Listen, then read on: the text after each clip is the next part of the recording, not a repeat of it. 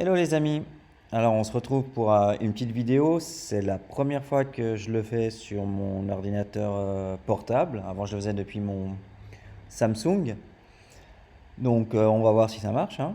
Mais voilà, je pense que tout est bien configuré, le son ça doit jouer, j'aimerais pas, j'aimerais pas recommencer, mais bon, je le ferai voilà, si le son n'a pas marché. Alors moi je voulais faire une petite vidéo pour les personnes qui sont nouveaux, qui sont arrivés dans le monde des cryptos l'année dernière, aux alentours du top du Bitcoin, parce qu'il y en a beaucoup qui arrivent au top, bien sûr. Et vous, alors, si vous avez connu le top et que vous avez connu le bear market, je pense que vous vous en êtes rendu compte, mais le marché des cryptos, c'est un marché unique au monde. Les variations, la volatilité est bien plus élevée que les marchés traditionnels. Il y a pas de commune mesure avec ça. On sait aussi avec l'expérience qu'une crypto peut perdre, mais vraiment très facilement, 80-90% de sa valeur par cycle. On sait surtout que les 95% des cryptos voilà, vont mourir. Parce que soit les projets ne sont pas aboutis, tous les scams, ceux qui sont là juste pour lever en fait de l'argent et puis après se barrer avec la caisse. Donc si vous êtes rentré l'année dernière ou même depuis le début de cette année 2022, vous allez faire des erreurs. Et alors moi, je vais vous dire les 5 erreurs qui sont les plus faites dans un bear market. Et je vous dirai un petit peu si je les ai faites, ce que j'ai perdu, enfin, si j'ai perdu, et un petit peu voilà mon expérience. Alors la première erreur que les gens font, c'est la plus importante et elle est vraiment universelle, c'est le panic selling. Donc c'est la vente de panique.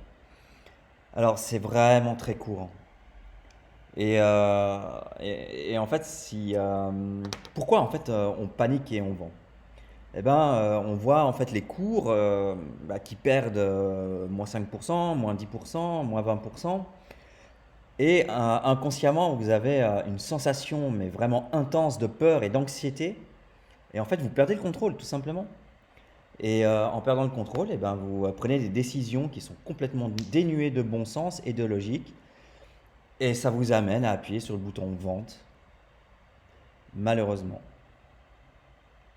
Alors, en général, quand on achète du Bitcoin ou tout autre crypto, mais là je me réfère au Bitcoin.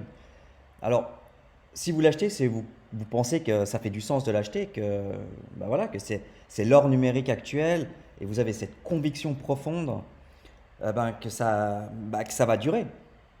Vous pensez en fait que le Bitcoin va devenir l'or, et même remplacer en fait l'or physique. Donc voilà, donc quand vous achetez, théoriquement, vous devez avoir cette confiance en vous de pouvoir le garder long terme. Mais le problème, c'est que beaucoup, en fait, se disent, OK, moi, je vais le garder long terme, je vais le hold sans, comme, voilà, je vais le... Mais le problème, c'est que malgré ça, malgré ce qu'ils pensent, ils le vendent. Et ils le vendent quand ils voient que le prix descend. Et évidemment, après, ça provoque des ventes en cascade, et puis c'est là qu'on a des 5, 10, 15, 20%. Ouais. Mais si on regarde l'historique du Bitcoin, eh ben oui, c'est très volatile, oui, il est capable de perdre 80-85% par cycle, mais depuis sa naissance, il a théoriquement toujours augmenté. Et je vois pas pourquoi il ne devrait pas augmenter et faire un nouveau cycle. Donc voilà.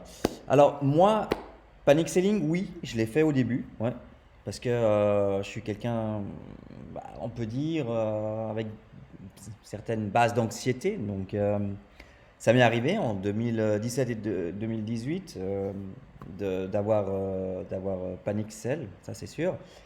J'ai eu des pertes à cause de ça. À l'époque, je supportais pas d'avoir une perte de 20% ou de 15%.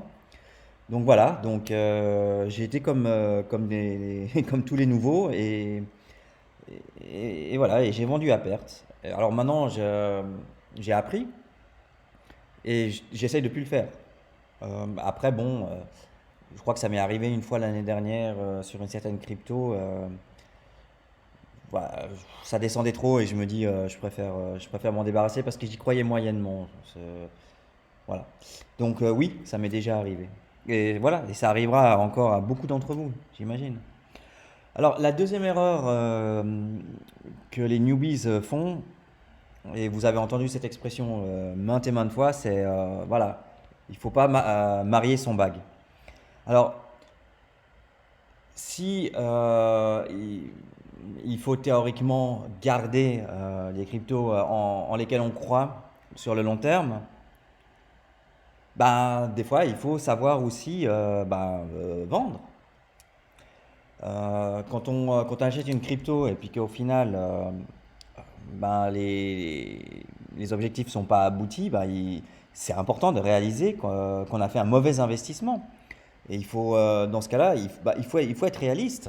Et, euh, et si on se rend compte qu'effectivement l'investissement, il ne sert plus à rien, pourquoi attendre en espérant que ça ira mieux? Parce qu'on sait que quand un projet ne marche pas, là, il part à la cave.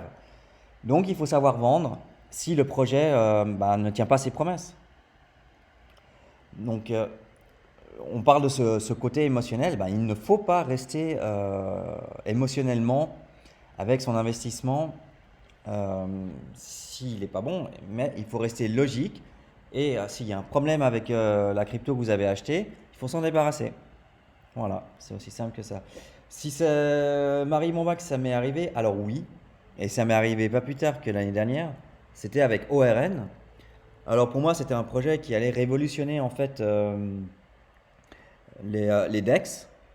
En fait, ils avaient l'ambition de faire une plateforme décentralisée de trading où toutes les chaînes seraient là et on pourrait tout trader en fait. Ce serait une place pour trader toutes les crypto-monnaies du monde. Et j'y croyais tellement que j'en ai accumulé pas mal. Je crois que j'ai fait 4 séries d'achats. J'avais commencé à 3 ou 4 dollars. Et je crois que j'ai fini à 10 dollars, je ne me rappelle plus. J'avais à peu près 7 ou 8 000 d'investis. Alors, mon bag est monté jusqu'à 50 000 dollars. Et voilà, j'y croyais tellement en ORN, j'ai même participé à leur marketing.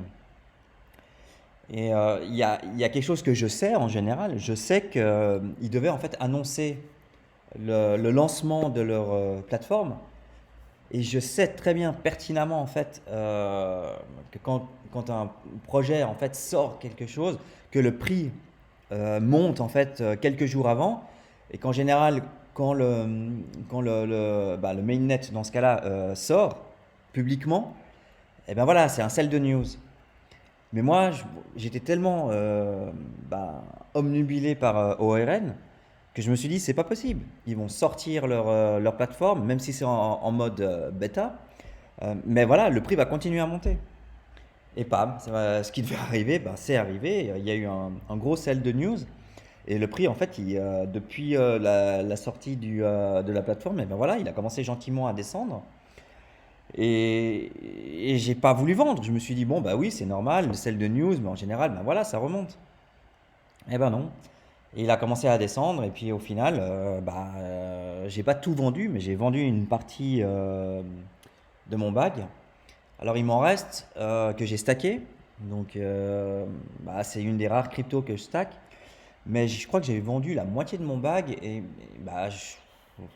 oui, alors je suis pas en perte bien sûr, mais j'ai loupé un gros manque à gagner. Et quelqu'un un trader de tendance qui connaît, mais pourtant je le savais, mais avec ORN, voilà, émotionnellement j'étais trop attaché. Alors que tous les autres projets, je le suis pas et les sell de news, voilà, je vends quand la news elle sort. Mais bon, donc ça a été un gros regret parce que J'aurais pu avoir 50 000 $ et puis au final, ben, racheter beaucoup, beaucoup plus bas, hein, parce que maintenant, le prix il est en dessous des 5 $. Donc voilà, donc ne mariez pas vos bagues et sachez le vendre quand il faut. Le troisième erreur qui est quand même assez aussi très répandue, c'est l'overtrading, c'est-à-dire vous tradez trop. Voilà, c'est la personne qui va absolument trader 50 fois dans la journée. Euh, et à vouloir trop trader, en fait, ça nous amène en fait à réagir sous le coup de l'émotion parce que les traders débutants, ben, ils font un premier trade, ils font un deuxième. Alors soit ça marche pas, mais si ça marche, ben, ils sont grisés par le succès, donc ils vont en faire un autre, ils vont peut-être augmenter le montant. Et là, voilà, ils commencent à ne plus respecter le plan de trading qu'ils ont au départ. Et en général, les problèmes, ben, ça vient comme ça, quoi. Donc, pourquoi en fait, dans l'overtrading, je mets aussi le timing du trading? Bah, c'est un peu les pump and dump, c'est-à-dire que ceux qui achètent parce qu'ils entendent un événement et ils pensent avoir en fait loupé une opportunité parce que l'opportunité est venue juste avant. Donc ils rentrent pendant que le train est en marche, mais ils rentrent bah, voilà, dans un train qui est plutôt sur le point d'arriver en gare que sur le point de partir en gare. Donc ça c'est aussi une erreur bah, voilà, qu'il ne faut pas commettre. Il y a aussi le cas de ceux qui veulent trader plusieurs fois pour récupérer des pertes antérieures. Et ça, il n'y a pas pire. Ça, il n'y a pas pire. Parce que du moment qu'on veut faire du revenge trading, euh, franchement, c'est là où les plus gros problèmes arrivent. Parce que imaginez-vous que vous tradez, bah, les traders, ils peuvent trader sur une crypto entre 0 et 5% de leur portefeuille pour vraiment bah, maximiser les risques. Imaginez que vous misez sur une crypto 25% de votre portefeuille. Vous mettez un levier x20. Paf, vous êtes liquidé. Qu'est-ce que vous allez faire? Ok, il vous reste 75% de votre portefeuille. Et bah, putain, pour rattraper 75%, et ben, je vais devoir bah, utiliser 50% du portefeuille qui me reste. Vous refaites un trade. Et vous vous dites, ben voilà, il faut que je fasse un levier encore plus gros. Vous faites un levier x50. Bam, vous êtes liquidé. Il vous reste quoi? 25% du portefeuille. Bon, et alors? C'est trop tard, c'est fini, vous ne pourrez plus. Donc voilà, ça c'est un petit peu aussi. Alors, est-ce que l'overtraining m'est arrivé? Oui. Alors beaucoup moins maintenant, je suis beaucoup plus relax. Mais quand j'ai commencé à trader, alors j'ai commencé à faire du swing trading, c'est-à-dire bah, j'achetais ce que j'appelle en fait du trading de tendance. Donc j'achetais, puis je gardais quelques jours et puis je vendais. Par exemple, j'achetais en bas du range et je vendais en haut du range. Donc ça, je le fais encore. Mais depuis que je scalpe et que je prends des trades, des montants plus importants, mais sur des petits mouvements de prix de 1 à 3%, mais avec un levier plus important. Alors, au début, oui. Alors, mon but, c'était de faire le plus d'allers-retours en fait dans une journée. Et j'ai vite à réaliser qu'en fait, c'était, ben voilà, mieux vaut attendre un setup qui soit bien mis en place que d'essayer de courir après la chance du trading. Donc maintenant, j'ai pris beaucoup de recul et j'attends plutôt les bonnes opportunités pour jouer un plus gros montant, mais être sûr qu'au moins je suis dans la bonne direction de trading. Voilà. Alors, quatrième erreur, et je pense que c'est à peu près 99% des gens qui la font, c'est trouver le bottom parfait. Bah, du Bitcoin, puisque les altcoins vont prendre le bottom bah, voilà, à peu près en même temps que le Bitcoin. Alors, trouver le bottom parfait, c'est d'essayer d'anticiper bah, le plus bas du Bitcoin pour ne pas louper le rebond ultime. Alors, On vous dit souvent, hein, vous entendez, oui, mais ça vaut pas la peine. Pourquoi l'acheter au bottom même si on l'achète 10% plus haut, si vous le gardez sur du long terme, il fera de toute façon 100-150% au prochain cycle. Mais quel est le problème avec ces personnes? Alors, celui qui cherche le bottom parfait, eh ben, il va voir que le prix baisse, mais il va jamais acheter parce qu'il va penser en fait que le prix peut encore baisser et qu'il pourra toujours baisser. Bah, il se voile un peu la face. Donc ça, c'est une bonne partie en fait des gens qui pensent comme ça et au final, ben, ils achètent jamais.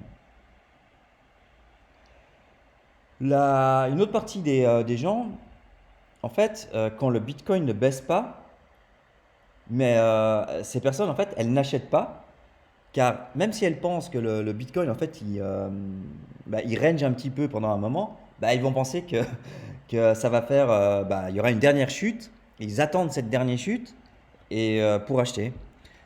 Et en général, eh ben, il a tendance à consolider, puis après, ben, repartir à la hausse. Et donc voilà, ces gens aussi, ben, ils loupent le train parce qu'ils veulent, euh, parce qu'ils veulent bah, toucher le bottom parfait. Alors, si, est-ce que ça... Ah, bah, on peut prendre un exemple pendant le crack Covid. Donc, le Bitcoin était passé en fait sous les 4 000 $. Et là, bah, tout le monde pensait que le pire était à venir, euh, que les cryptos, bah, ça pouvait pas se reprendre, les bourses pouvaient pas se reprendre, il y a une épidémie devant nous, la planète va s'arrêter. Et donc les gens, bah, ils n'ont pas acheté aux 4 000 $, bah, en se disant de toute façon ça va chuter à 1000, à 500 dollars. Et voilà. Et le Bitcoin, il a repris, il a fait son bottom aux 4 000 $, commencé à remonter. Les gens ils disaient ouais mais non c'est un rebond technique, ça va redescendre et tout. Et combien ont loupé le bottom du Covid? Voilà. Donc si moi je l'ai loupé, alors oui et non, c'est-à-dire que je suis un trader de tendance je suis un scalper. Je vais pas, pour moi, le bottom parfait, finalement, voilà, je m'en fiche un peu, quoi. Donc, voilà.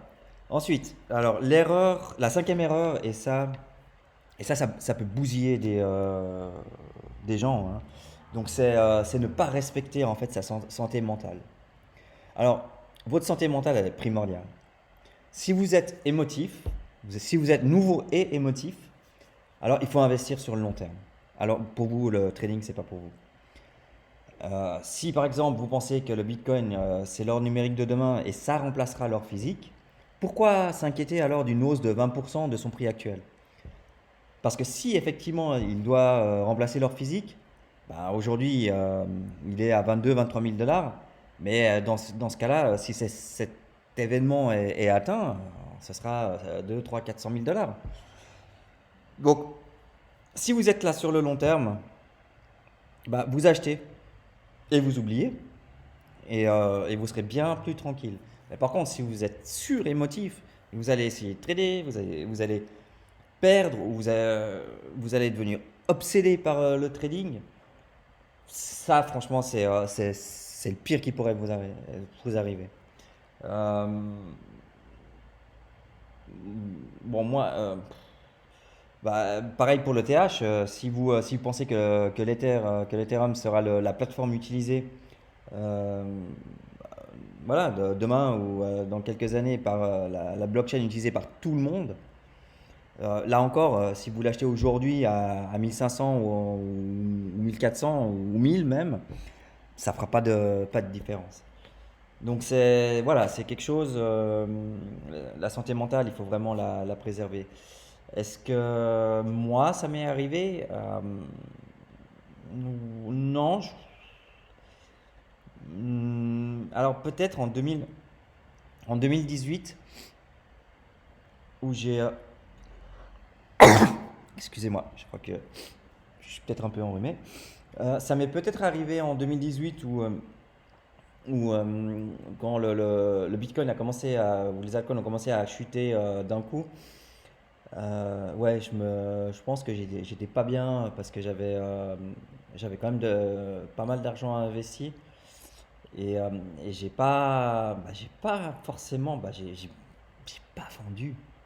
J'ai pas vendu parce que j'étais comme tout le monde. J'étais là, je me dis, mais non, les cryptos, ça, oui, ça va descendre et ça va remonter. Et 2018, j'ai tout perdu. J'ai tout perdu et j'avais en fait gardé voilà, j'avais des cryptos qui sont mortes, qui sont vraiment mortes. Et j'avais acheté en ICO, j'avais acheté pour quelques milliers de francs, je crois 3 ou 4 000 dollars, l'ICO en fait de Swissborg. Et, euh, et ça, pareil, enfin, je veux dire, moi, 2018, j'ai quitté les cryptos. J'étais vraiment dégoûté. J'avais perdu beaucoup d'argent. Et du coup, voilà, j'avais besoin de quitter à un moment le monde des cryptos.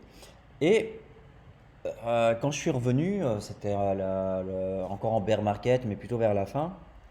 J'avais complètement oublié en fait l'ICO de Swissborg. Je me rappelais plus du tout parce que j'avais vraiment, voilà, je me suis dit c'est plus pour moi. Je veux plus rien savoir de mon passé de crypto. Et en 2020, le token de Swissborg, je crois qu'il était descendu en bear market au plus bas à 0,02 dollars, quelque chose comme ça. Mais il a commencé, ils ont sorti leur plateforme, alors avec quelques cryptos au début, et puis ils ont commencé à ajouter pas mal de cryptos. Et leur token est monté. Moi, j'avais payé en ICO, j'avais payé 10 centimes le token. Et il a commencé vraiment à monter, à monter, à monter, 0,20, 0,30, 0,40. Il a passé les 1 dollar. Et puis, à un moment donné, je vois ça, et puis je me dis, mais c'est pas possible, mais je crois que j'avais participé à l'ICO. Et je me dis, mais sur quelle adresse je les ai mis? Et je commençais à paniquer parce que, évidemment, je me rappelais pas sur quelle adresse. Comment se rappeler d'une adresse crypto? Et j'ai ressorti en fait mon ordinateur de 2017-2018 que j'avais gardé. Et j'avais laissé en fait. C'est là où j'avais listé toutes mes adresses avec les mots de passe et tout. Et du coup, j'avais celle de Swissborg. Et alors, j'ai pu récupérer l'adresse de Swissborg. Et voilà, et j'avais mes quelques dizaines de milliers de tokens Swissborg que j'ai transféré de mon adresse Ether sur l'application de Swisscom. Et ça, en fait, ça m'a relancé et j'ai pu me refaire grâce à ça, en fait. Et après, bon, j'ai rajouté quand même de l'argent dans le bull run de 2020. Et puis j'ai fait quelques bons coups, j'ai essayé de jouer certaines IDO, voilà, certaines ont marché, certaines n'ont pas marché. Mais maintenant j'ai beaucoup plus de recul en étant devenu un day trader. Et puis voilà, voilà, c'est un petit peu ce qu'il faut pas faire dans un bear market pour rester sain d'esprit et puis garder son argent au chaud, enfin le préserver au maximum. Voilà, ça me fait plaisir de partager ça avec vous. Comme vous voyez, j'ai fait des erreurs comme tout le monde. Et puis, si vous faites ces erreurs, il ne faut pas vous en vouloir. Bah, si vous voulez continuer à trader, il faut apprendre. Il faut faire un cycle entier sur les cryptos pour savoir comment réagir au prochain. Voilà, comme d'habitude, hein, je suis dispo pour répondre à vos questions en commentaire sur Twitter. Voilà, je suis prêt moi à partager mon expérience passée pour que si ça peut en fait éviter de faire un petit peu toutes ces erreurs. Voilà. Alors si vous le vivez maintenant, vivez-le bien et comme ça vous êtes prêt pour le prochain bull run du halving de 2024 peut-être. Voilà, je vous souhaite une bonne soirée. À bientôt les gars.